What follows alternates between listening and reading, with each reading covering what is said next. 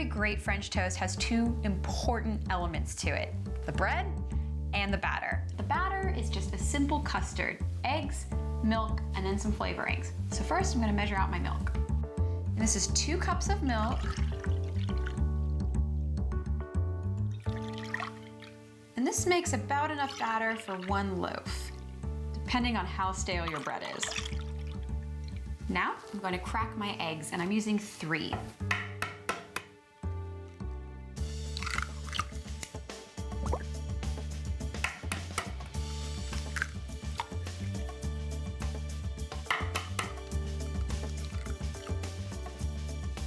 I love the flavor of spices, especially in French toast, and whenever I can, I buy them whole. The idea here is that they last a really long time, and the flavor is so much stronger, so you really can't lose. I'm going to start with my nutmeg, and you can see here I have a whole nutmeg.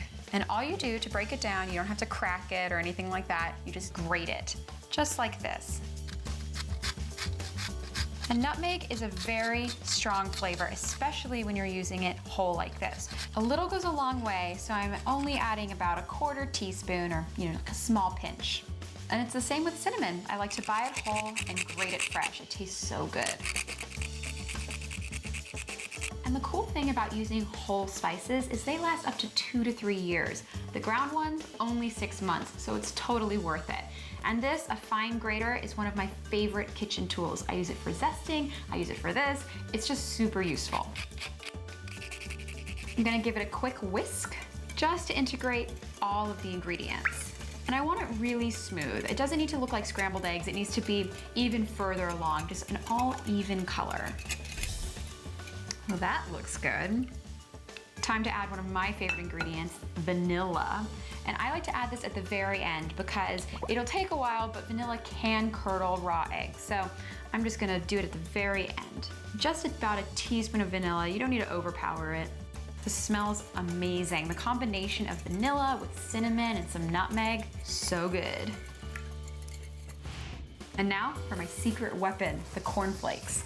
So I put them in a plastic baggie, and I have my rolling pin, and I'm basically just gonna roll it across, smashing them up until I get the texture I want. Just like this.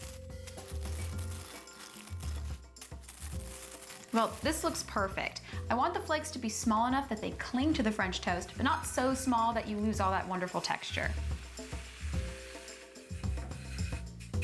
Well, this is ready to go. For my bread, I'm using a beautiful brioche loaf.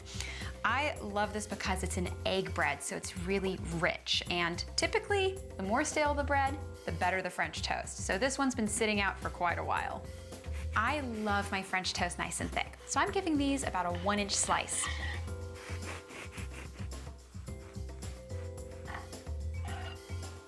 Well, all of my ingredients are ready. I'm gonna start making French toast. I have my assembly line of all of my ingredients ready to go. So I have my bread, my batter, and my cornflakes. So, gonna get dipping. So my bread goes straight into the batter, just like this. And I'm going to press it down and let it soak up just like a sponge. I don't wanna over soak it, because then it'll start to break down a little bit. And then straight onto the cornflakes, and I'm gonna press in hard here. Then I'm flipping. Ha, look at that. Amazing texture. I've set my pan over medium heat, and the idea here is I want to cook my French toast really evenly. I want it golden brown on the outside and completely cooked through. And I'm using butter to grease my pan, but you can use anything you like, a plain oil, cooking spray. My butter's melted, so it's time to cook. Just straight onto the pan. So my French toast has been cooking, and it's nice and golden brown on the bottom, and it's been cooking through. So I'm gonna flip it. Woohoo! Look at that. So the cornflakes have gotten right into the bread. So now I have this delicious crispy crust. Well, this looks done. So I'm gonna set this aside and get started on my next slice. And remember, this is something where patience is a virtue. You wanna cook it low and slow so it gets perfectly golden brown and cooked all the way through.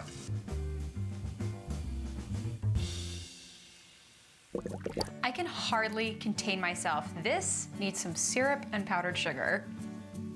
And there really isn't a lot of sugar in the actual batter, so I'm not gonna feel too bad about using the syrup. And a little bit of powdered sugar, so it looks like that diner French toast.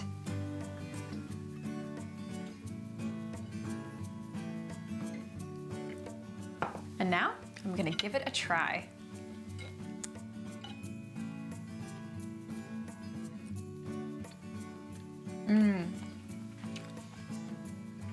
That's really good. The cornflakes just bring a really interesting texture to the French toast that I absolutely love. It's so good with the syrup and the soft bread and then the crunchy exterior. It's a really good combination.